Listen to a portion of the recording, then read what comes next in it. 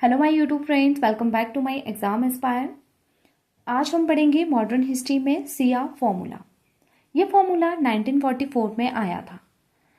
इस टॉपिक से जितने भी क्वेश्चन एग्जाम में पूछे जाते हैं वो सारे के सारे हम इस वीडियो में पढ़ेंगे। तो जल्दी से कॉपी पेन लीजिए और अपने नोट्स बनाना स्टार्ट कर दीजिए। इस फॉर्मूला को Rajaji formula and Rajagopalachari formula भी कहा गया है। तो इसी फॉर्मूले के नाम से आप याद रख सकते हैं कि ये किसने लाया था, चक्रवर्ती राजगोपालाचार्य ने। ये फॉर्मूला क्यों लाया गया था? क्योंकि भारत में जो मुस्लिम लीग और कांग्रेस जो पार्टीज थी, इन दोनों पार्टीज के बीच जो था कुछ डिफरेंसेस थे। ठीक है, वो क्या थे? उन डिफरेंसेस को खत्म करने के लिए जो है ये फॉर्मूला लाया गया था। अब कांग्रेस पार्टी जो थी उस टाइम पे डिमांड कर रही थी इंडिपेंडेंस की और मुस्लिम लीग डिमांड कर रही थी सेपरेट पाकिस्तान की। तो कांग्रेस जो थी वो इस पार्टीशन के अगेंस्ट थी। कांग्रेस नहीं चाहती थी कि इंडियन यूनियन का बंटवारा हो। तो इसी कारण जो है इन दोनों पार्टीज के बीच डिफरेंसेस आ गए और इन्हीं डिफरेंसेस को खत्म करने के लिए जो है चक्रवर्ती राजगोपालाचारी ने ये फॉर्मूला लाया। Gandhi ji support the formula. Mahatma Gandhi ji ने इस फॉर्मूले को सपोर्ट किया। अब इस फॉर्मूले में क्या क्या प्लान थे उनके बारे में हम पढ़ेंगे। 5 पॉइंट्स है, अच्छे से सुनने हैं और साथ साथ में लिखना भी है। Muslim League to endorse Congress demand for independence. इन्होंने कहा कि मुस्लिम लीग कांग्रेस की स्वतंत्रता की मांग का समर्थन करे, कि कांग्रेस जो स्वतंत्रता की डिमांड कर रही है उसमें जो है मुस्लिम लीग इनका समर्थन करे। ठीक है। दूसरा क्या था कि मुस्लिम लीग कांग्रेस के साथ मिलकर सेंटर में एक प्रोविजनल गवर्नमेंट बनाए। ठीक है। थर्ड पॉइंट है after the end of second world war.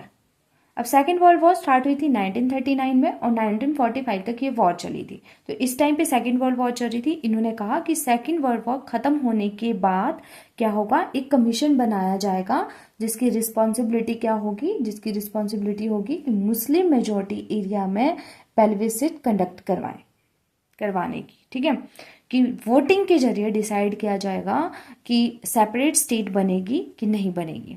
उसमें मुस्लिम एंड गैर मुस्लिम वोट करेंगे।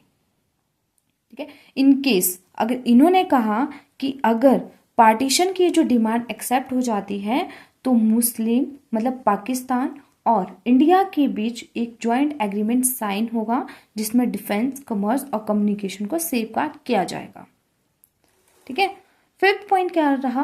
फिफ्थ पॉइंट था इनका कि अगर ये सारी जो कंडीशंस हैं ये तभी अप्लाई होंगी अगर ब्रिटिश जो है वो सारी की सारी पावर्स जो है वो इंडिया को ट्रांसफर करते हैं। ठीक है। तो ये 5 पॉइंट्स थे इसमें कि इन जो प्लान था इन्होंने बनाया हुआ क्या क्या था। ठीक है, तो आपने याद रखना है। Jinnah wanted the Congress to accept the 2 nation theory. Mohammad Ali Jinnah जो मुस्लिम लीग के लीडर थे वो चाहते थे कि कांग्रेस जो है 2 नेशन थ्योरी को एक्सेप्ट करे। जो ये सेपरेट पाकिस्तान की बात कर रहे हैं, पार्टीशन की जो ये बात कर रहे हैं, उस चीज़ को जो है कांग्रेस एक्सेप्ट करे। और कांग्रेस क्या चाहती थी? कांग्रेस जो है पार्टीशन नहीं चाहती थी।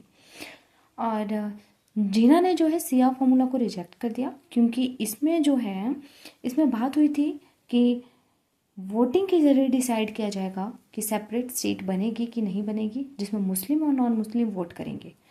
तो जीना नहीं चाहते थे कि इसमें गैर मुस्लिम भी वोट करें। ये चाहते थे कि इसमें जो एंटायर पॉपुलेशन हो वो मुस्लिम्स की हो। ठीक है। और कॉमन सेंटर बनाने का जो आइडिया था उस चीज़ का भी इन्होंने विरोध किया। और हिंदू लीडर थे वीडी सावरकर, उन्होंने भी जो है इस फॉर्मूले की निंदा की एंड सिख ने भी सिया फॉर्मूला को रिजेक्ट कर दिया। तो इसी के साथ आज का हमारा ये टॉपिक यहीं पे ख़त्म होता है। अगर आपको मेरी वीडियो पसंद आई हो तो प्लीज़ मेरे चैनल को ज़रूर सब्सक्राइब करें, वीडियो को लाइक करें और साथ ही साथ बेल आइकन प्रेस करना ना भूलें ताकि जब भी मैं नई वीडियोस अपलोड करूँगी उसकी नोटिफिकेशन सबसे पहले आप तक पहुँचेगी। और अगर यहाँ से कोई भी क्वेश्चन मुझसे छूट गया हो वो आप मुझे कमेंट बॉक्स में ज़रूर बताएं। Thank you.